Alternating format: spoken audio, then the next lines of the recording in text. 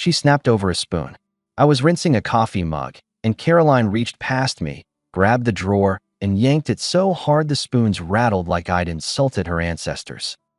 Are you done being in my way? She didn't look up. Voice flat, not loud. It was the flatness that stung. I put the mug down. What's going on with you? Nothing. Say it straight. Because I'm not chasing you, and I'm not guessing. She snorted, slid a spoon into her yogurt, and walked out. No eye contact. No answer. Door to the deck, then the click of her phone camera like I wasn't even there. If I'd known where it was headed, I would have shut the drawer for her and left right then. Instead, I gave it a week to make sense. It didn't. The cold started small. Late replies. A shrug where a hug used to be. Our running joke about the neighbor's inflatable flamingo died on the vine. She started coming to bed late and getting up earlier, moving like I was furniture. When I tried to line up Saturday errands together, she lifted her eyebrows like I'd asked to borrow her car. That store's your thing, she said, scrolling. You know what you want. I used to know what you wanted too. Please don't make this a thing. It already is. She set the phone down like a referee. You're intense lately. I leaned on the counter. No, I'm clear. There's a difference. She looked past me, the way people look at the traffic light behind you. I'm meeting Lauren for lunch. Enjoy. I opened my calendar. Then I shut a door she didn't see. I'd learned as a younger man that when respect starts to slip, it never climbs back by itself. You either fix the grip or you let go. I started with the easy lever, access. I canceled the shared credit card I covered and moved our day-to-day to 2 accounts. Joint for bills, personal for personal. I paid the mortgage and utilities. Her extras were on her. No announcement, no speech. Just a quiet adult adjustment. She noticed the first time her favorite salon swipe declined. Is there a problem with the card? She asked that evening. Not how was your day? Not even a hello. No problem with mine, I said. Joint account covers the home. Personal covers personal. So you're what now, an accountant? I'm a man adjusting to a new reality. You changed tone. I changed terms. You're being dramatic. I'm being specific. She stared like I'd moved a wall. Then she laughed once, soft. You're seriously going to nickel and dime your wife. Not a nickel, not a dime. A boundary. She rolled her eyes, grabbed her keys, and left. The front door didn't slam. I would have preferred a slam. Slams tell the truth. Saturday we had dinner at Marco's place. My buddy from the shop. Small backyard, string lights, burgers, the usual. Caroline came with me, but detached herself as soon as we crossed the lawn. She found a cluster of women near the fire pit and set up shop there, arms folded, smirk like I'd brought a bill. Marco handed me a beer. You two good? We're fine, I said. New phase. Uh-huh. Halfway through the evening, Chelsea from his office asked Caroline if she wanted another drink. Caroline lifted her voice just enough to carry. I would, but my husband's on a savings kick. He's rationing me now. Heads turned. She grinned and shook the ice in her cup like a prop. He's very proud. Tight fists, big speeches. I put my plate down. We good. We're great. She replied, still not looking at me. We're learning to live within our means. My man loves means. That's enough. Marco cut in, friendly but firm. Caroline shrugged like she'd been complimented. Don't mind me. Just celebrating fiscal responsibility. I reached for my keys. Caroline, you rode with me. She waved a hand. Don't worry. Lauren is on her way. I wouldn't want to stress your spreadsheet. I didn't blink. Perfect. I'll save us both the ride. I turned to Marco. Thanks for the burgers. Then I stepped to Caroline's group. Not loud, not soft. Quick house note. My time isn't a shuttle anymore. Schedule with me or schedule around me. Either works. A couple of the women looked down. Caroline tilted her chin. Is this your public memo? It's a boundary, so you don't call it control later. Cute, she said and turned her back. We left separately. I didn't ask how she got home. The next week, she made it a sport to be unkind. Short barbs in the morning. A laugh when I offered coffee. An eye roll when I asked if she was free Friday. 2 nights later, she moved the goalposts again. I need to make a big purchase, she said, tapping her phone. Bridesmaid dress for Emily's thing. It's in Boston. There's a whole plan. Flights, hotel, events. Use your account. That's not how we've done it. New phase, I answered. We cover the house together. Extras are on the extra.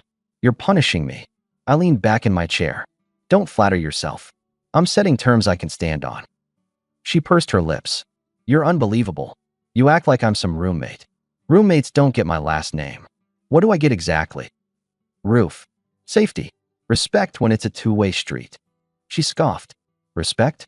You're counting dollars and calling it values. Respect isn't free. Neither is my time. She stood there, almost expecting me to break. When I didn't, she dropped her voice. Fine. Forget the dress. 2 hours later, she circled back like a parade loop. She put her hand on my shoulder. I overreacted. I've been stressed. Work, Emily's wedding planning, everything. She set a bowl of cut fruit near my laptop. I know you're trying. I watched her, the effortful softness, the sudden care. Noted. I'll handle the dress, she said lightly. You handle the grill this weekend. Deal. Deal. I said, but I didn't move the wall back. I grilled. She smiled and leaned in for a photo with me in the yard. Laughed tall, hand on my chest like a commercial. Later that night, when I put my arm around her in bed, the air went cold again. I'm exhausted, she said to the ceiling. Okay. Don't be like that. I'm honoring your words. The next few days, she sharpened the jokes. At a coworker's birthday, she told the table I had a new romance with numbers, then laughed when people glanced at me. I smiled through it. On the drive back, she stared out the window while I took the long way home. You good? I asked. Just thinking. About moving timelines up. For what? For everything. Translate. She shifted, watching the dark neighborhoods pass by. Maybe we're not in the same place. We're in the same car. Cute, she said, copying me from earlier. I nodded. Then here's my change. I'm going to use my evenings for the shop for a while. We'll both sleep better if I put my hands on something that behaves. Meaning I won't be around to be mocked. 2 nights later, she came home after midnight. No text. No nothing. Shoes in her hand.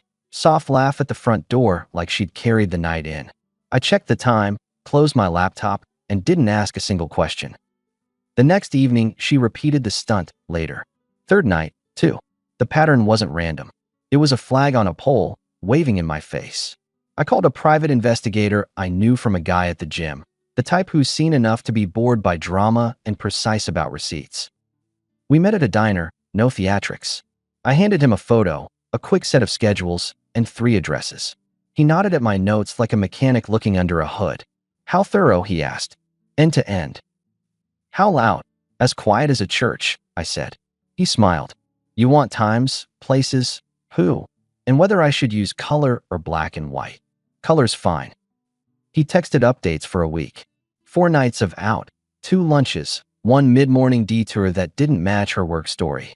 The report landed in my inbox on a Thursday, timestamps. Locations, a neat map, and photos that made my hands steady, not shaky. Caroline at a bar 2 towns over. Caroline in a parking lot with a man I knew. Not just any man. Tyler, Emily's husband. The guy who hosted us last month for ribs and a game. That Tyler. Hand on her waist in a way you don't fake. A kiss you don't claim was a greeting. Then both of them walking into an apartment complex together and not coming out until well past midnight. I stared for a long minute, then exhaled. You think a sight like that will crush you. Instead, it freezes your heart into a clean, hard thing that can cut rope. I forwarded the package to a lawyer I'd spoken to once, in a just-in-case folder you hope you never open. He picked up on the first ring. You ready for next steps? I'm done with steps, I said. Tell me the route. He laid out a plan. He asked me to keep my mouth shut for 2 weeks while he lined up the paperwork. Notice, inventory lists, the whole framework. You can be yourself, he said, but save the monologue. Don't tip her off. It helps you. You'll thank me. I don't need 2 weeks, I said. I'm telling you how to win quietly. I leaned on the truck hood outside the shop, phone on speaker. Fine. 2 weeks. Caroline had no idea. Her attitude eased for 48 hours, a second illusion. She brought me a sandwich at the shop and kissed my cheek in front of my guys like the past month had been a prank. You're working so hard, she cooed. I appreciate you. I watched her. Can you come with me to pick up streamers for my birthday? I want your eye. You have good taste, I said. She tapped my arm. I want your eye. I'm off late. You'll crush it without me. Her smile thinned. The next day, she went the other way. Icy again, snippy, then a message at 10:43 p.m. Not coming home till late. Don't wait up. I didn't respond. I wasn't on the hook. In that stretch, I changed my routine entirely. Shop late, gym after, home to sleep and grab breakfast, then out again. No debates. I told Marco and my foreman, Tom. They're both solid men with different speeds. Tom said, "You need couch space?" "I've got a bed," I replied. Marco frowned. "You good to host your own head?" "I'm cleaner than fine." At home, I set the guest room for myself without ceremony. 2 shirts, a charger, my notebook. No speech to Caroline. Just a moved pillow. She noticed 3 days in.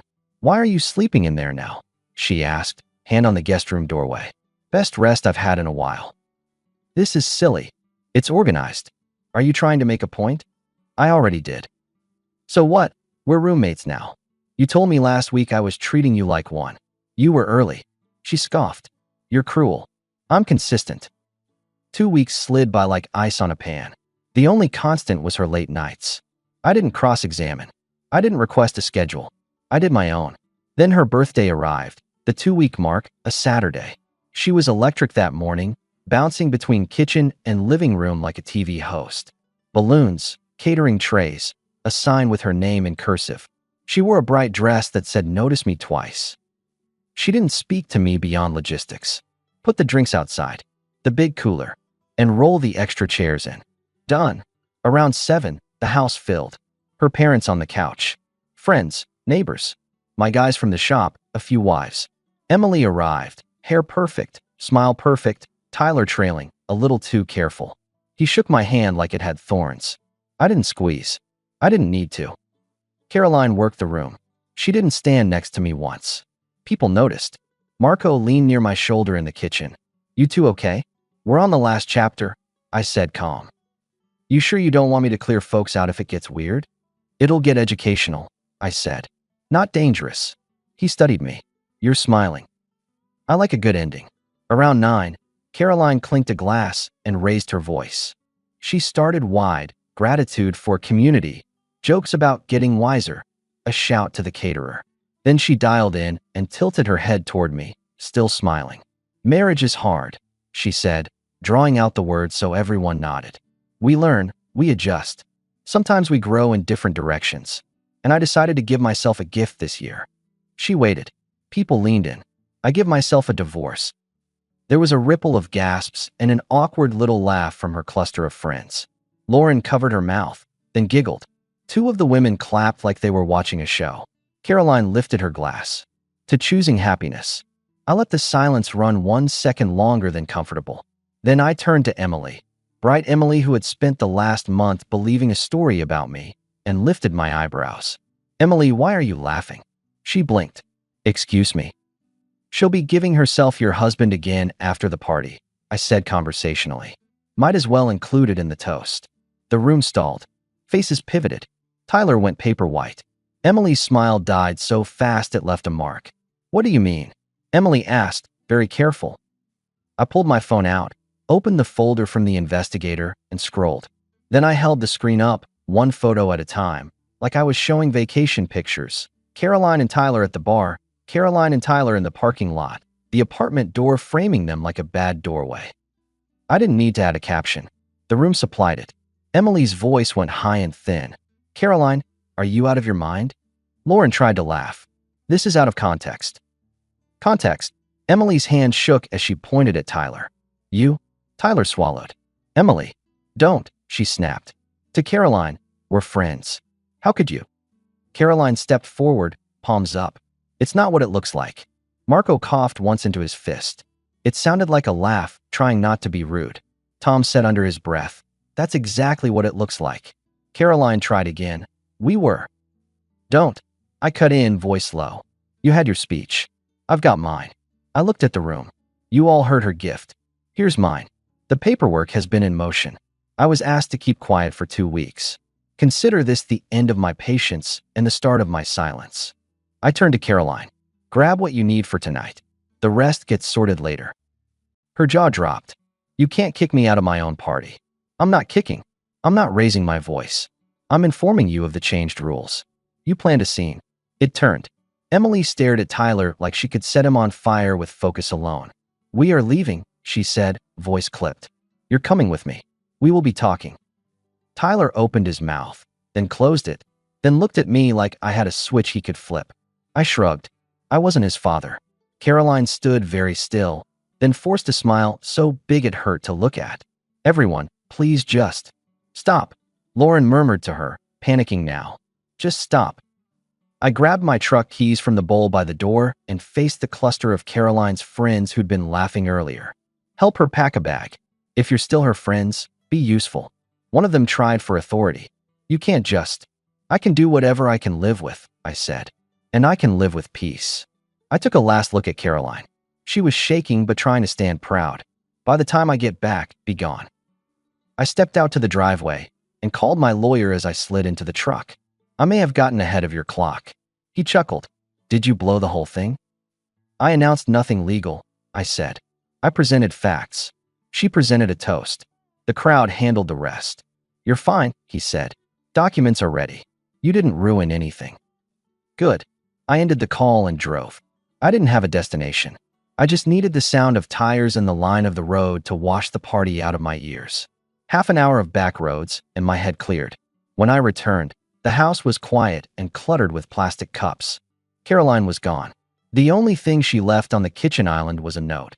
You'll regret this and come crawling back. I laughed. That was the last lie she told me that landed with zero weight. I tore it in half, dumped it, cleaned up the mess from the party, and slept in the guest room like a man who had finally picked a side, his own. A week rolled by without a single message from her. Not a call. Not an apology. Fine by me. I went to work. I came home late. I fixed what I could fix with my hands. The house got quiet, even handsome. I learned the squeaks in the floors that were hers and found they went silent when no one walked on them. Week 2. I was leaving the shop after closing when I saw her by my truck. Caroline leaned against the bed like a movie poster, shiny hair, practiced smile. As soon as she saw me, she pushed off and reached for a hug. I lifted a hand, palm out. Don't. She blinked, then tried tears. I love you, baby. I miss you. I made a mistake. Please. I studied her face. Let me guess. A professional told you your plan didn't pay out. She flinched. No. Or Emily sent Tyler packing, and your safety net frayed. Her lip trembled like a cue. Please. I don't want to lose us. I smiled a little. There's no us to lose. There's me. I'm fine. We can fix it. We could have, before you turned our life into a game show. I unlocked the truck. There's no way back. She reached again. Just talk to me. We did, I said. You gave a speech about choosing happiness. I'm choosing mine. So that's it. That's it. I opened the door. You don't have a path into my house, my accounts, or my days. It's closed. She backed away like the word had weight. You'll be sorry, she whispered. Last try? I'm not built for sorry, I replied and got in. I drove off, watched her get smaller in the mirror, then stopped checking the mirror at all. I never saw her again. Heard things, sure. Small-town information moves like rain in gutters, quietly, persistently. Someone told me Emily tossed Tyler out the week of the party. Another said Caroline moved back with her parents for a minute. The minute stretched. When the dissolution was final, she didn't get what she came for. The math didn't land in her favor because respect doesn't generate capital and mockery doesn't pay out. A month later, I got a call from an unknown number. I let it ring. A text followed. It's Emily. Please call me. I thumbed the number and called back. Emily picked up immediately, voice tight. I owe you an apology, she said. For that night. I laughed. I didn't know. You believed your friend? I answered. You weren't the only one. She told us you were controlling. That you were cold. She curated this picture. We bought it. I'm sorry. Thanks, I said. How are you doing? There was a little silence on the line, then a steadier tone. Better than the first week. He's gone. Papers in motion on our end too. My parents help with the kids. I'm cleaning my life up. I'm glad. And thank you for the way you handled it, she said. You weren't cruel. You were clean. That was the idea. Take care, she said. You deserve someone who knows what they're holding. Same to you. After that, life didn't turn into a fireworks show. It turned into a clean kitchen, an early alarm, a shop that hummed. I traded the old truck for a bigger one with a towing package because Marco and I started taking on more weekend work on boats. I bought a small place on the edge of town with a garage that actually fit my tools without a fight. On Fridays, I drove out to the lake with a woman named Dana who runs a physical therapy clinic and laughs with her whole face without using it as a weapon. She doesn't ask me to prove I'm worthy by funding her moods. She doesn't push me then pull me. We split meals like adults. We make plans we keep. Sometimes I run into people from that party. They stop me in the grocery aisle. Man, that night, they say, shaking their heads. I've never seen someone keep it that steady. It was overdue, I tell them. I was done performing. At the shop, Tom teases me when I show up early. Look at you, Mr. Routine, he says, passing me a wrench. Peace is a schedule, I answer. Marco brings up the party once in a rare while, usually after a long shift when the radio is low. You could have yelled, he says. Most guys would have, after what you learned. What's the point of yelling? I say. When you can make a decision instead? We sweep the floor, we clock out. We walk to our cars without having to build a case for our existence. That's the thing I learned. You don't have to argue your worth to someone who treats it like a coupon. You walk out. You set your own price. You stop dressing patience up as virtue when it's just fear of starting over. I started over. It wasn't glamorous. It wasn't cinematic. It was list-making and sleep. It was eating what I cooked and fixing what broke and never again waiting for a person who makes your life feel like the DMV. And when a man starts living like that, he doesn't need anyone to hand him dignity. He keeps it in his pocket and spends it wisely. If you're asking whether I regret slowing down, not running my mouth, and letting the facts do the heavy lifting, no, I don't regret a thing. I still think about the first week sometimes, the spoon drawer, the way she didn't answer. It wasn't a mystery. It was the truth doing me a favor. I listened late, but I did listen. The last message I got about Caroline was from a neighbor who heard something from a relative of hers. It was short. She moved in with her folks for now. Keeps to herself. Quiet. I nodded at the text and put the phone down. Quiet can be a teacher. Maybe she's learning something I had to learn the hard way. Maybe she isn't. Not my job anymore. What is my job is pretty simple. Hold my lines, speak when it matters, act faster than I complain, and never again let anyone treat me like a bank with a heartbeat. That birthday party, people remember the toast. I remember the rule I made the moment she tried to turn a room into a courtroom for me. No one chooses my peace for me. I choose it, and I don't need a cake to celebrate.